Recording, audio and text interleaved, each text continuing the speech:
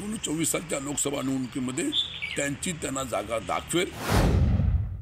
कदम हे शिवसेनेतून शिंदे गटाच्या माध्यमातून भाजपच्या परिवारामध्ये आलेले आहे आणि म्हणून मला असं वाटतं रामदास कदमांनी हा भाजपला ह्या संपूर्ण असलेल्या त्यांच्या महायुतीला घरचा आहेर दिलेला आहे आणि मग त्यांनी आहेर दिल्यानंतर ही आपली कोकणातली असेल राज्यातली जनता 2024 सालच्या लोकसभा निवडणुकीमध्ये त्यांना जागा दाखवेल आणि यांचं भांडण हे आता सुरुवात झालेलं आहे आणि भांडण त्यांच्या पराभवाला कारणीभूत ठरणार आहे आणि पुन्हा एकदा महाराष्ट्रामध्ये शिवसेना इंडिया असेल महाविकास आघाडी आपलं यश दाखवेल आम्हाला विश्वास आहे।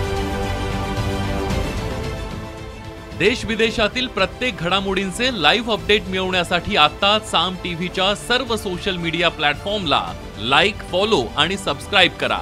तसंच सर्व नोटिफिकेशनसाठी बेल आयकॉन प्रेस करायला विसरू नका।